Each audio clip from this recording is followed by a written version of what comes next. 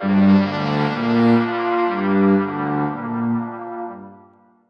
you ever really stopped to think about a simple bowl or a cup? Hmm. How much something like that actually shaped human history? It's funny, isn't it? We use them every single day. Yeah, grab our coffee, eat cereal, whatever. We barely notice them. But these humble things were right at the heart of this quiet revolution, a transformation that really set the stage for, well, everything that came after. It's truly incredible when you dive into it. We're going to be looking at this amazing period, just 2 millennia, really, from about 7,000 down to 5,000 BCE. 2,000 years. Yeah, Seemed like a long time. But in the grand scheme, exactly. And in that window, fired clay vessels went from being this, like, experimental idea to something totally essential, indispensable to daily life pretty much everywhere people lived. wow. So earth and fire creating something fundamental. Precisely. And that's our mission for this deep dive. We're not Right. just talking about old pots, are we? No, no. It's about what some archaeologists are now calling the very first world-scale common production technology, basically the global birth of ceramics. Okay, so world scale. That implies it happened Well, everywhere. almost simultaneously, which is the fascinating part. Different cultures, different continents, all figuring this out around the same time. We want to unpack how that happened, what drove it, and maybe find some of those, aha moments. Right, to see how these clay objects did way more than just hold water or food. Exactly. We'll try to distill the key insights, maybe share some surprising facts, and really connect the dots. Show how humanity, kind of through the lens of this new material, started moving from being nomadic hunter-gatherers towards settled communities. It's a story of need, cleverness, and fire, I guess. Necessity, ingenuity, and fire. That sums it up pretty well, all shaping civilization. All right, so let's get into it. Let's explore how these ancient potters were, quite literally, shaping the future. Okay, so when we think about big changes in human history, sometimes we imagine like one person having a light bulb moment. But with ceramics, it sounds like the whole planet was involved. Right. What was going on environmentally that made this period 7,000 to 5,000 BCE so fertile for innovation? That's absolutely the right place to start. The Earth itself was kind of setting the stage. This period falls right into what scientists call the Holocene climate optimum. Climate optimum. Sounds good. It was, relatively speaking. Think Yeah. about it. The world had just come out of the last ice age.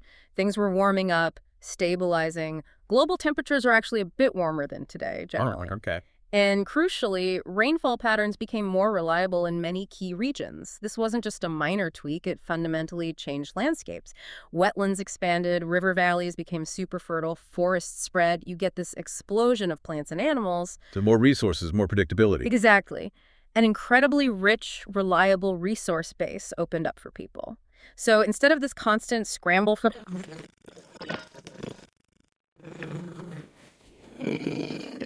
skills, something that hadn't really existed before. Okay, so a nicer, more stable world with more stuff around.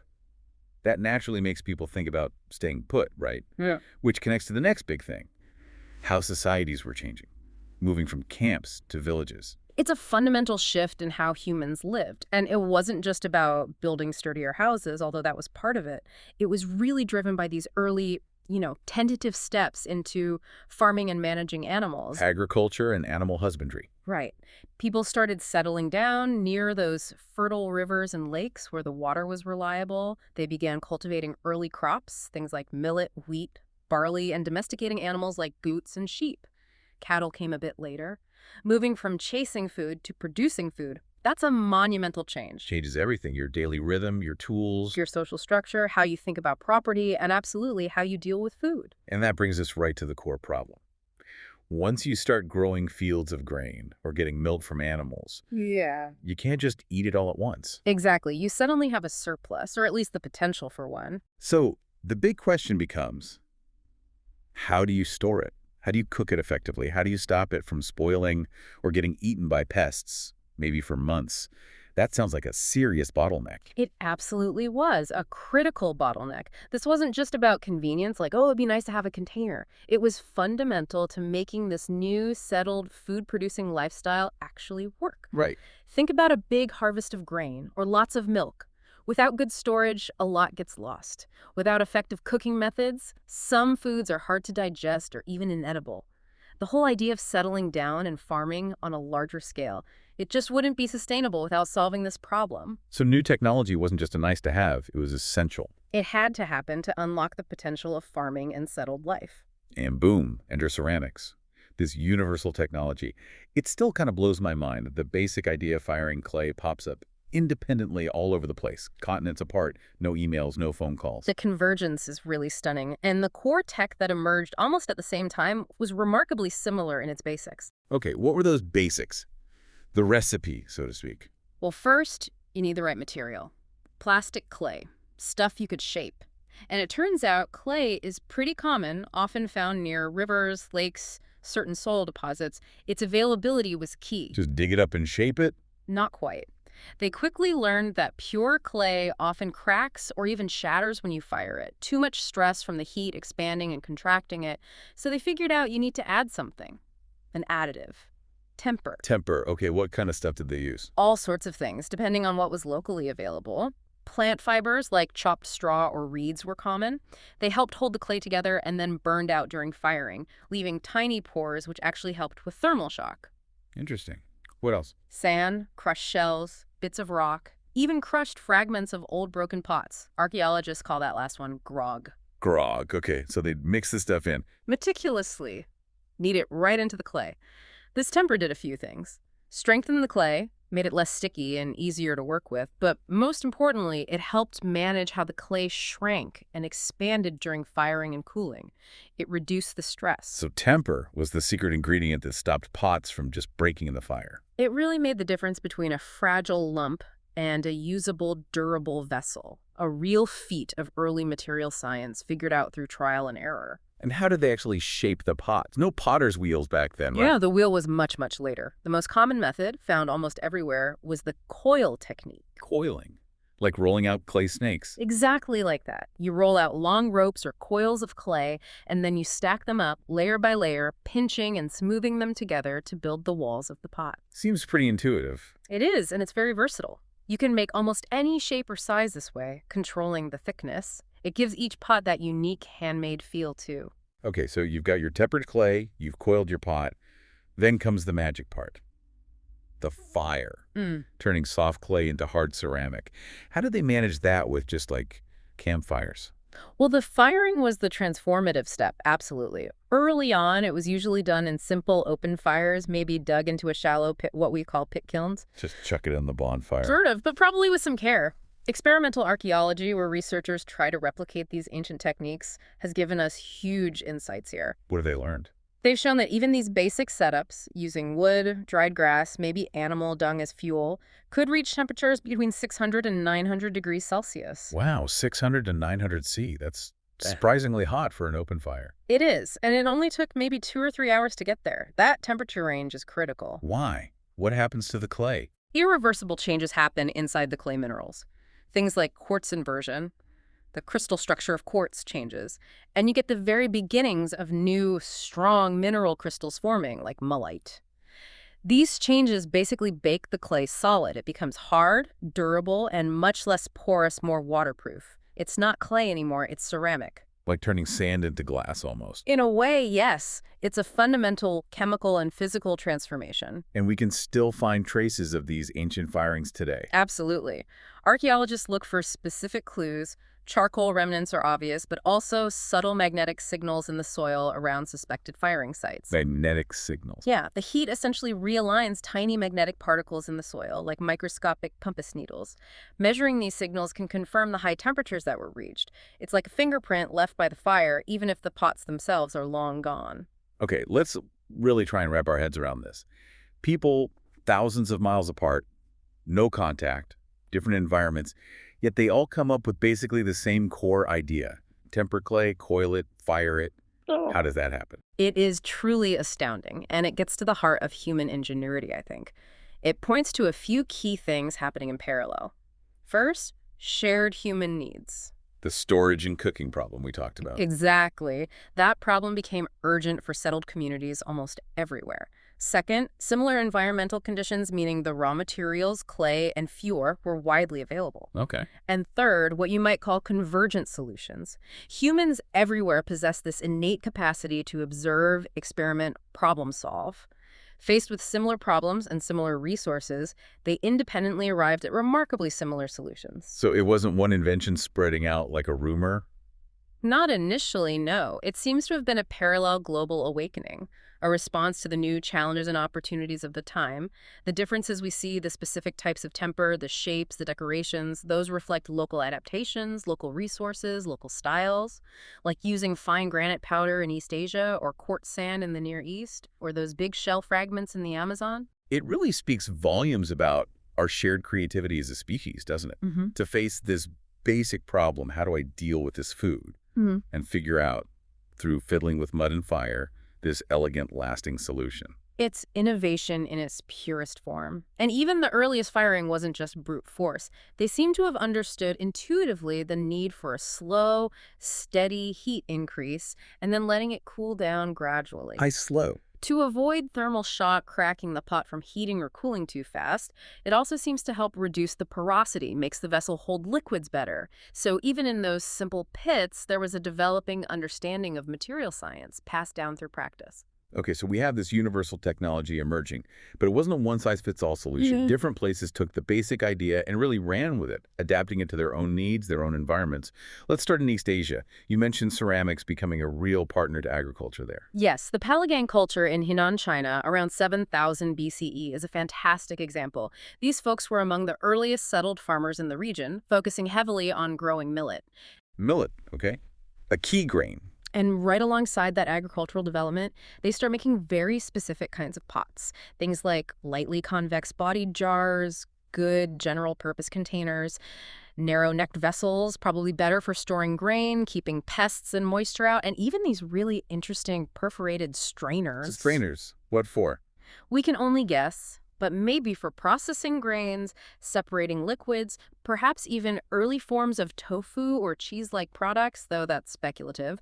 The point is, the forms were becoming specialized. And you said these pots can actually tell us how they were fired. They absolutely can. Many Pailagang pots show this distinctive firing signature, a reddish base, but often with these burnt brownish patches or specks, especially lower down. What does that mean? It's a classic sign of uneven oxygen exposure during firing, likely an open pit fire where some parts of the pot got plenty of air, turning red from oxidation, while other parts were maybe smothered in embers or touching another pot, lacking oxygen and turning that darker brownish color. And what were they actually doing with these pots? Any direct evidence? Yes, burnt layers and residues found on the bases of some pots strongly suggest they were used directly over fire. Analysis points towards brewing grains, maybe an early millet beer, and also steaming foods, which would have been great for making grains softer and more digestible. So turning raw millet into food and drink that fueled their settled life. And you find tools alongside them that back this up. Exactly. Stone tools like mortars and pestles, clearly designed for grinding grain, are found right there in the same villages.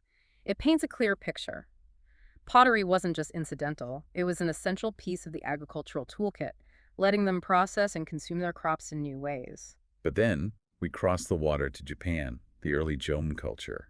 And things look really different. They had those weird bullet-shaped pots, pointy bottoms. Seems unstable. It does seem counterintuitive, but it was actually genius design for their environment. The pointed base was made specifically so they could wedge the pot securely into sandy soil or soft earth next to a fire. Ah, okay. So it was stable, just in a different way. Exactly. It kept the pot upright and allowed for even heating.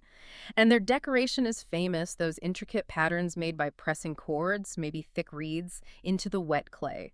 Jumon actually means cord-marked. Was that just for looks? Probably both decorative and functional. The rough texture would have made the pots easier to grip, especially when hot or wet.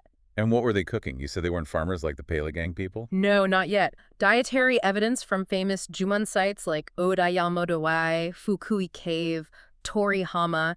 It's full of fish bones, shells, seaweed traces, and the pots themselves often have these thick, black, tarry residues on the outside from being placed directly in fires. They were cooking seafood, shellfish, wild plants like acorns or yams. They were expert foragers and fishers. Okay, this is where it gets really interesting for me.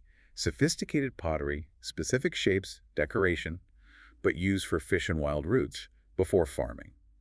What does that do to the idea that pottery equals agriculture? It completely flips it on its head. And that's why Janjmon is so important. It demolishes the old assumption that pottery had to be part of an agricultural package. For the Junvan, pottery was about intensifying their use of the rich, wild resources around them. So processing wild foods more efficiently. Precisely. Boiling shellfish to open them easily, stewing tough roots to make them edible, maybe rendering oils from fish, or even preparing special foods for ceremonies or feasts. It shows the driver wasn't just farming, but the broader human need to process diverse foods and store them, whatever those foods might be. It's about adapting to your local opportunities. And the Korean peninsula, the early Julman phase, gives us another example of this non-farming pottery, right? It does. Their classic style is comb-patterned pottery, emerging around 6000 BCE. Distinctive zigzag grooves, often near the rim, made by dragging a comb-like tool over the clay. They often had concave bases too, again, probably helpful for stability on soft ground. And the dating is key here, too. Yes, C14 dating consistently places these early Julman pots before widespread farming took hold in Korea. It suggests pottery was vital for communities that were still largely mobile, focusing heavily on coastal fishing. So pots for boiling fish, maybe drying them, making the most of seasonal catches? Exactly. It allowed these groups to better exploit marine resources. Another powerful case study showing pottery's versatility, it wasn't just for grain farmers, it served the needs of intensive hunter-gatherer fishers too. Okay, let's shift west now, to the Near East. Here we see things get, well, more sophisticated, maybe even the beginnings of specialization. Tell us about the Hatuna culture in northern Iraq. The Hasuna sites, around 6000 BCE, show us a real jump in firing technology. They were making lovely, thin-walled bowls, often with red stripes. But the really big discovery alongside these pots was the remnants of the first simple two-chambered kilns. Two chambers.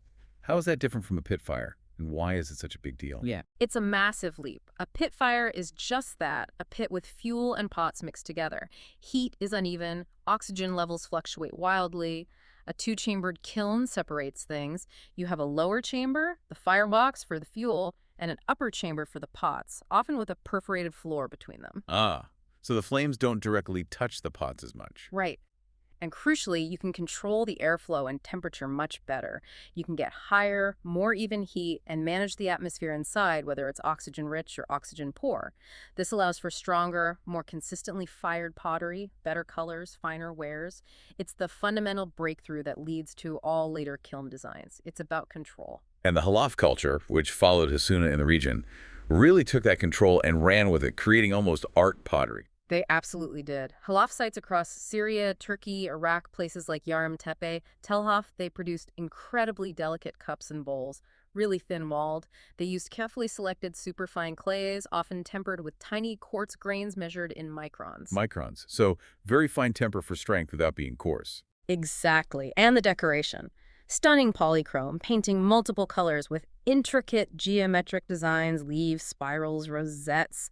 Real precision, real artistry. It wasn't just about function anymore. Aesthetics were clearly vital.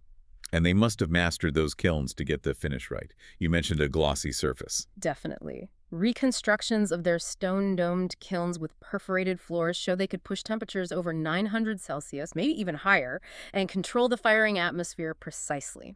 That glossy, almost glass-like sheen you see on fine halafware, that comes from the very beginnings of vitrification. The clay and fine quartz particles starting to melt and fuse together at those high temperatures. It makes the pottery harder, less porous, and gives it that beautiful finish.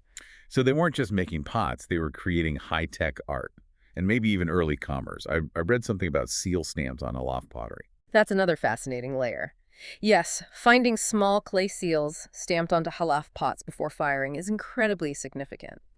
The interpretation is that these might be early brands, maybe marking the potter or workshop, or perhaps indicating ownership or the destination for pots being traded between villages. Wow. So marking identity, tracking goods. It points to a growing complexity in their society, not just craft specialization, but organized production, trade networks, social identity expressed through these beautiful objects. Early steps towards complex economies. From artistry and branding to, well, maybe mass production. Let's jump over to Anatolia, modern Turkey. The Hokular villages. They sound like pioneers of making pots on a larger scale. Yes, Hakeler, around the same time, maybe slightly earlier in some phases, really seems to be one of the first places approaching something like mass production. Archaeologists have found workshops right next to their substantial mud brick houses. And in these workshops, dozens of clay molds. Molds, Yeah. like for casting. Not casting like metal, but molds for shaping. Pressing clay into molds to create standardized shapes, especially for cups and storage jars.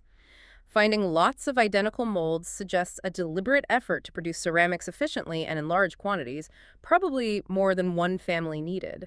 Hinting at specialized potters supplying others. That's the strong implication. And they cared about looks, too. They weren't just churning out plain pots. What did they do? They often applied a reddish slip that's a thin coat of liquid clay to the outside, giving a nice uniform color. Then they decorated that, often with white or cream-colored paint, using fine brushes to create wave patterns or other motifs. And we know they painted before firing. Yes, microscopic analysis of the brush strokes shows the paint was applied to the unfired clay. So the aesthetic design was integral to the whole process, not just slapped on afterwards. They were designing for appearance right from the start. And these pots also tell us a bit about their social life. Maybe parties. Potentially. Isotope analysis on residues inside some Hakular pots found traces of fermented barley and wheat. Ah, the early beer connection again. It strongly suggests they were making cereal-based fermented beverages. Consuming these, perhaps in those standardized cups, likely played a role in communal ceremonies, feasts, social bonding. So pottery is already becoming part of the social glue. Moving south to the Levant, roughly modern Israel, Jordan, Lebanon, Syria, we find this dark-faced burnished ware. What's the story there, and how does it connect to textiles? DFBW, developing in the 7th millennium BCE, is really distinctive. It's known for its incredibly smooth, glossy, dark brown or black surface. And the pot walls are often remarkably thin. How did they get that glossy finish? Was it glaze? No, not glaze in the modern sense. The key was burnishing after the pot was fired. While the pot was still warm, or perhaps reheated slightly, they'd rub the surface intensely with a hard, smooth object like a pebble or a piece of flint. Polishing it, basically. Exactly. This compacted the surface clay particles, squashing them together, which made the pot much less porous, significantly more waterproof. A really clever way to improve liquid storage without high-fire glazes. Very practical. And the textile connection. You mentioned hidden histories. Right. This is a fascinating side effect. Sometimes, on these super smooth, burnished surfaces, you can see faint negative impressions, the ghosts of textures. Rope, woven fabric, maybe mats or baskets. How did they get there? Probably because the wet clay was formed, dried, or handled on these textile or basketry surfaces before firing. The texture got imprinted, and the burnishing process sometimes preserved these faint impressions. For archaeologists, it's amazing indirect evidence. It tells us that sophisticated textile weaving and basket making were developing right alongside pottery in the Levant, a whole suite of technologies emerging together. Wow. Okay, let's head into Africa, into the Sahara Belt. Even in tough, arid climates, people were innovating with clay. How did pottery fit into life where water might only be seasonal? Nabta Playa on the Egypt-Sudan border is a key site. Even in this challenging environment, people were making pottery from around 6800 BCE. These were often thick-walled bowls using organic fibers like grass as timber. Found in settlements. Found in what seemed to be seasonal camps set up by pastoralist groups near temporary lakes that formed during wetter periods. These people were likely moving with their herds.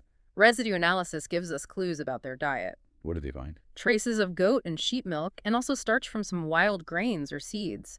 So the pottery was serving the specific needs of these mobile herders, allowing them to carry, store, and perhaps process milk and gathered plants. And further west, in Libya, at Takarkori Rock Shelter. Similar story.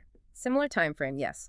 There they found large, fairly coarse pots using fine sand as temper, especially in the base.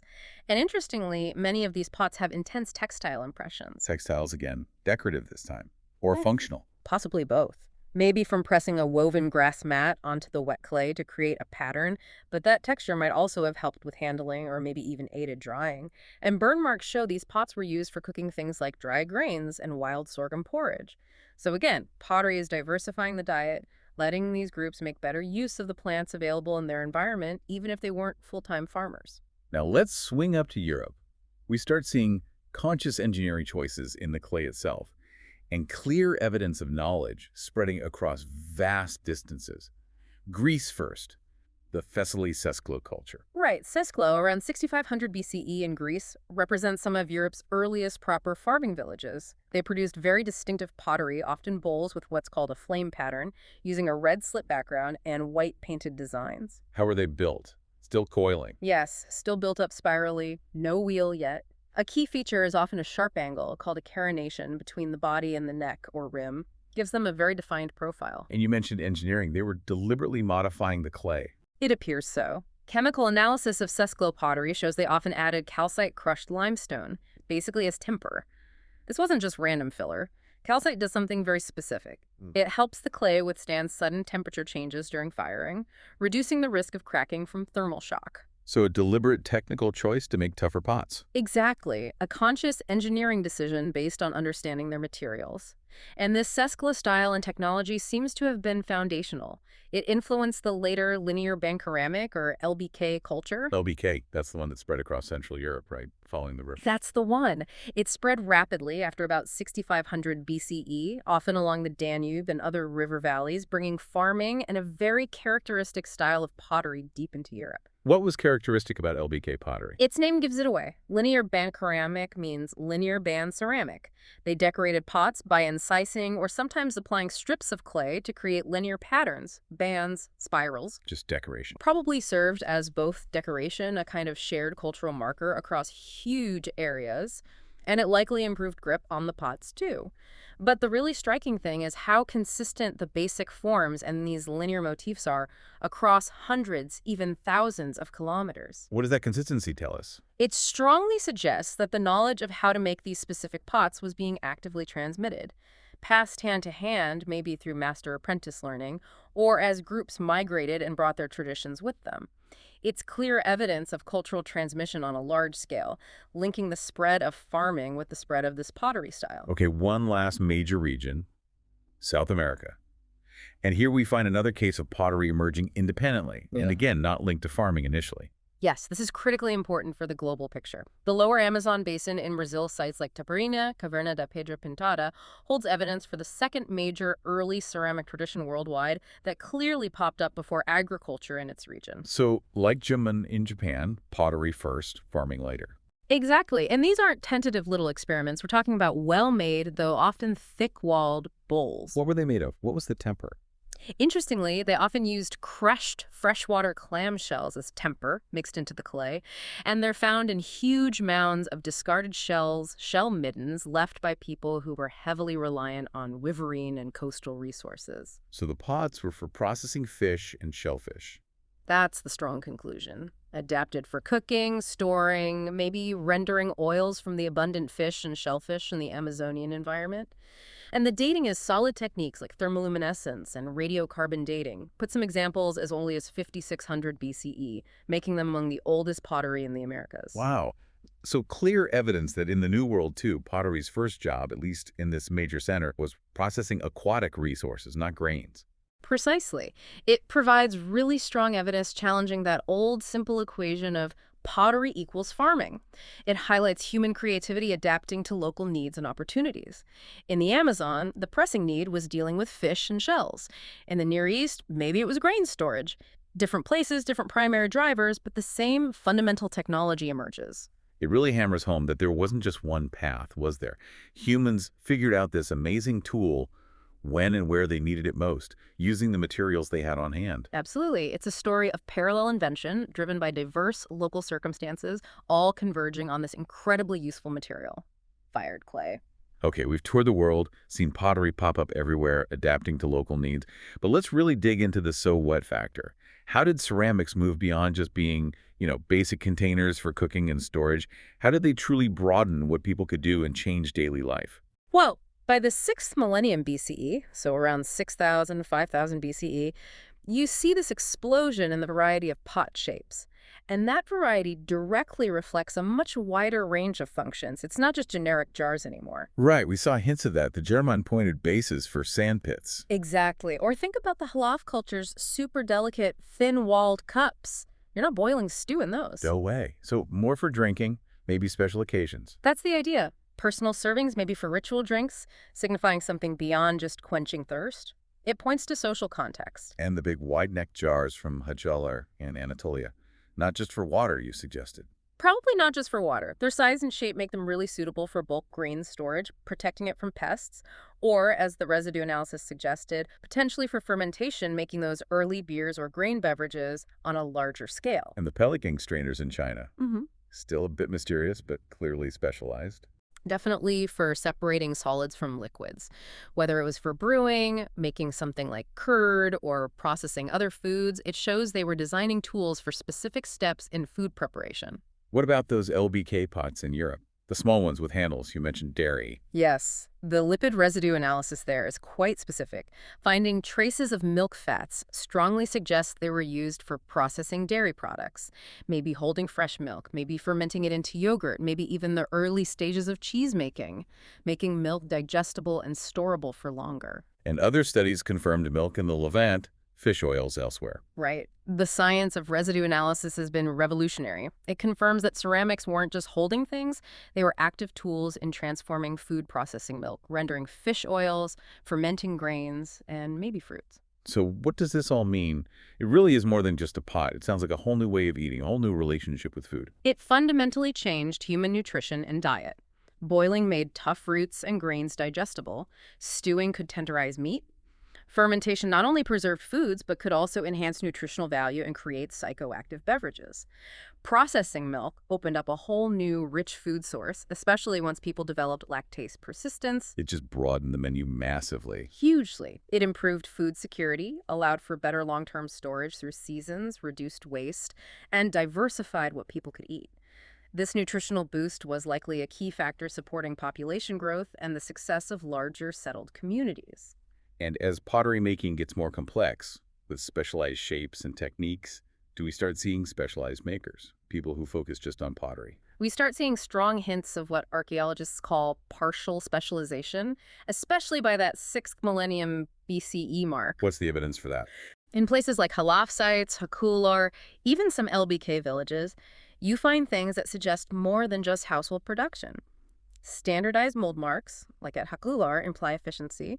You find distinct areas with lots of pottery waste broken pieces, firing mishaps concentrated near kilns, suggesting workshops. Okay. And sometimes the sheer quantity of pottery found at a site seems way more than a single family or even a few families would need for daily use. So some people were making pots for others, for trade or distribution. That's the interpretation. Individuals or maybe family groups developing the skills and dedicating significant time to pottery production, making more than they needed themselves, likely to exchange for food, other goods, or social obligations within the community, or maybe even with nearby villages. So connecting this to the big picture, it's not like full-time guild-level potters yet, Right. but it's a definite move towards dividing up labor. Exactly. It's a crucial step. Still probably embedded within family or kin groups, maybe seasonal work, but it's the beginning of craft specialization, which is fundamental to developing more complex economies and societies. And alongside this, ceramics start taking on meaning beyond just function. They become expressive, a kind of language. Our visual language is a great way to put it. Think about those consistent decoration styles, the Halaf polychrome, the LBK linear bands, the Sesclo flame patterns. When you see that style repeated across a region and sometimes traded to distant villages, it starts acting like a badge of identity. Like this pot comes from our community, or we belong to this cultural group. Precisely. It helps define and distinguish communities visually, and then you see pottery showing up in significant social contexts. Like burials. Yes, pots placed carefully in graves as offerings for the deceased, or the halaf cups potentially used in feasts, or the hakiler jars for communal drinks. This tells us ceramics weren't just useful. They acquired social and ceremonial value. They became important objects within the gift economy, within rituals, within expressing status or belonging. So it's this incredible layering of meaning, from basic container to specialized tool to marker of identity to ritual object. It really represents this historical threshold where fired clay moves beyond being just a household necessity and becomes embedded in the cultural fabric, a complex set of cultural markers.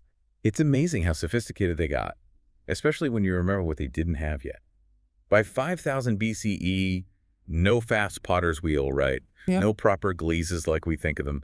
No super high temperature kilns for porcelain. All of those major innovations were still centuries or even millennia away, their technology was still relatively basic compared to what came later. Yet the foundation they laid was incredible. Absolutely. The deep, practical knowledge they developed about clay types, about temper, about firing control, even with simple kilns. And the rich artistic traditions they started that knowledge base was the essential groundwork for all the amazing ceramic developments to come, right up to the present day. Okay, let's unpack this idea you raised earlier. They weren't just making containers, they were literally shaping civilization. Ceramics didn't just help farming, they provided the essential infrastructure that made large-scale farming and settled life really possible. That's such a crucial point to grasp. Think about it. Reliable, long-lasting storage, heat-resistant cooking vessels, containers resistant to pests and microbes. Without these things, the agricultural revolution might have stalled or looked very different. Pottery provided the physical means to manage food surpluses, diversify diets, and support larger populations in one place. It's like the domestication of plants and animals needed the domestication of material clay to really take off. That's a perfect way to put it, a true domestication of material.